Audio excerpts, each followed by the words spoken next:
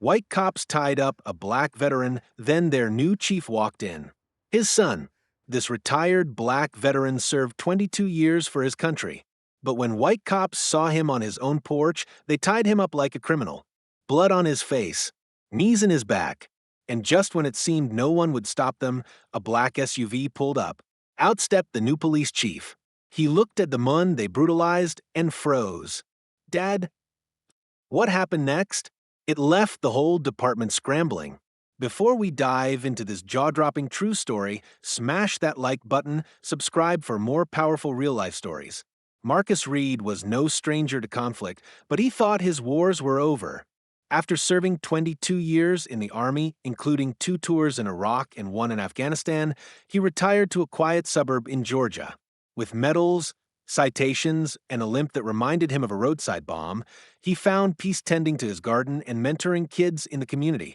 But peace didn't last. On a Tuesday morning, Marcus was on his porch, sipping coffee and tuning a vintage radio when 2 police cruisers pulled up. A neighbor had reported a suspicious black man wandering outside a vacant property. That vacant property was Marcus's home. He stood to explain, but the moment he reached into his back pocket for ID, things turned violent. The officers, Riggins and Doyle, rushed him, slammed him against the wall, twisted his arms, and zip-tied him. "Don't move," one barked. "You're trespassing." Marcus screamed, "This is my house. Check the name on the damn mailbox." They didn't. They didn't want to. As Marcus lay on the grass, pinned and humiliated, neighbors started filming. Mrs. Lynn from across the street shouted, "He lives there." Another neighbor tried to show the cops a mail package addressed to Marcus Reed. But Officer Riggins barked, "Everyone back up. This is police business." Riggins was known for his temper. He had 3 complaints against him, none ever investigated. He struck Marcus with a baton across the back, sneering, "Let's see how brave you are now, tough guy." The veteran didn't cry out. He'd seen worse in Kandahar.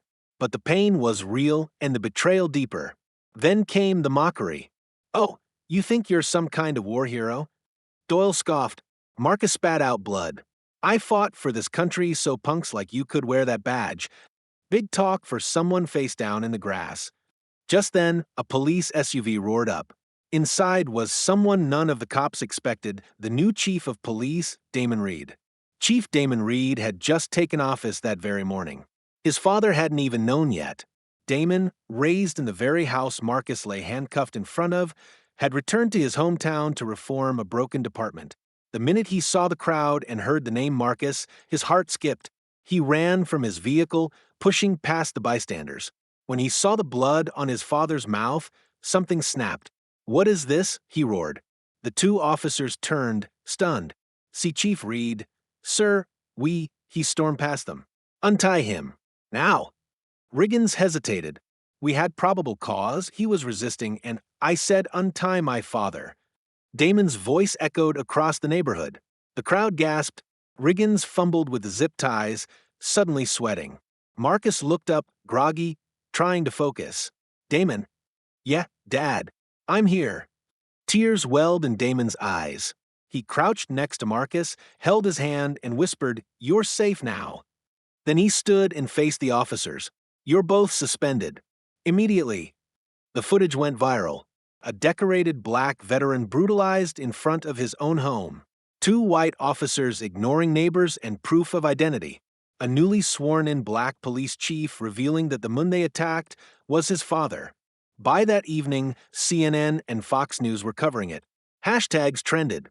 Community leaders rallied. Damon launched a full internal affairs investigation. He promised 0 tolerance for racism under his command. But it wasn't just about his father, it was about the dozens of complaints buried over the years. About a culture that had ignored warning signs.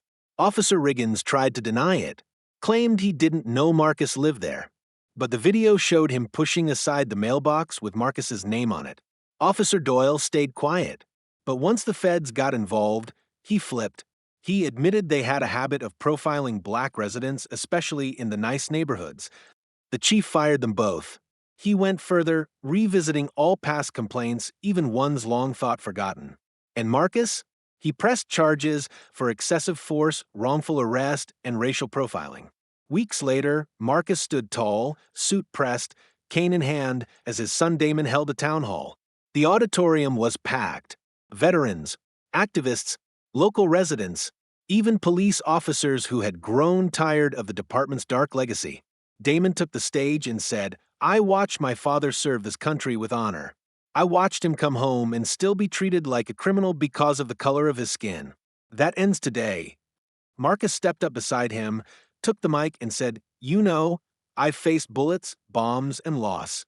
But nothing hurt more than being seen as a threat by the very people who swore to protect. I thank God my son walked in when he did. But what if he hadn't?" Tears, applause, unity.